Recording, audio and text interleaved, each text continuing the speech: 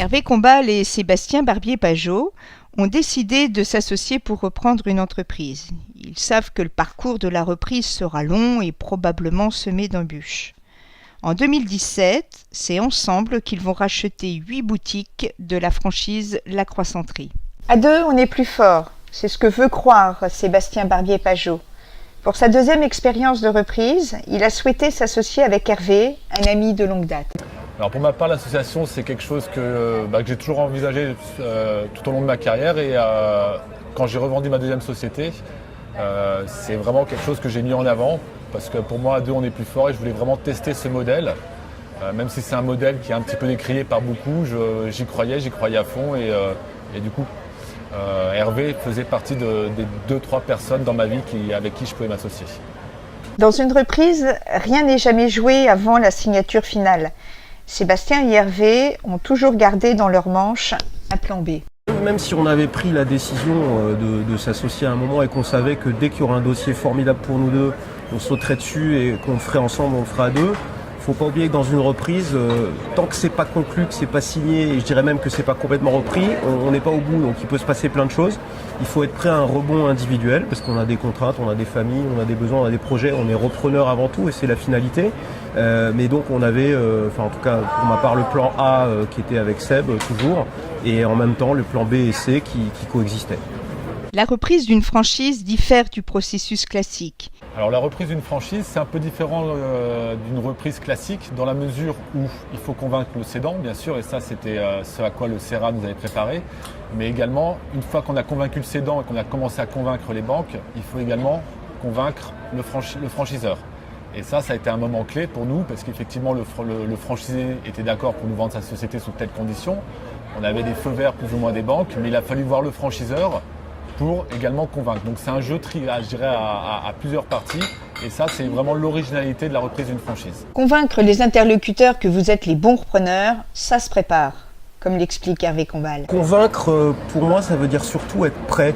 Ça veut dire avoir suffisamment travaillé son sujet, son dossier, pour amener une certaine fluidité dans les pitchs. Donc dans la vie du repreneur, il y a plein de pitchs. Il y a des pitchs d'abord devant des parterres d'intermédiaires qui vont nous proposer des dossiers. Et puis après, on doit pitcher devant les banquiers. Là, c'est une autre histoire. On doit montrer que c'est nous, qu'on est les vraies personnes, qu'on est les champions, que la reprise va vraiment bien se passer, que tous les écueils, on les a anticipés et qu'on est convaincant. Et je dirais convaincre le franchiseur par la suite, c'est un petit peu la même opération, c'est-à-dire qu'on a déjà fait ça suffisamment avec les banquiers. Et donc notre dossier, on le connaît par cœur, on est préparé, il n'y a pas d'improvisation. Quand il n'y a pas d'improvisation, qu'on connaît tout, ça se passe bien. Les deux repreneurs ont soigneusement préparé leur présentation devant le banquier.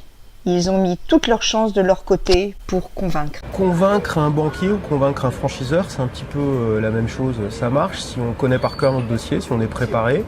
Et donc on va dégager une certaine fluidité. Ils vont sentir qu'ils ont en face d'eux les bons repreneurs, ceux qui ont envisagé, anticipé tous les écueils de la reprise. Pendant des mois, Hervé et Sébastien ont partagé des déconvenus et des doutes.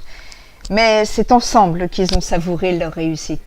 Moi, c'est vrai que n'ayant pas vécu de reprise avant, je me suis vachement reposé sur ton expérience de repreneur. Donc ça m'a quand même évité un énorme stress, beaucoup de situations un peu désagréables, même si j'ai vécu certains moments de doute dans ce parcours de repreneur, et y compris on en a connu tous les deux.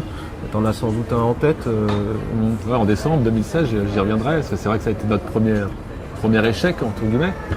Voilà, mais moi dans l'ensemble, c'est vrai que je retiens surtout les bons moments du parcours. J'ai l'impression qu'il y a eu plusieurs succès successifs et que quelque part ils effacent un petit peu les moments de galère de ce parcours. C'est mon point de vue optimiste. Ouais.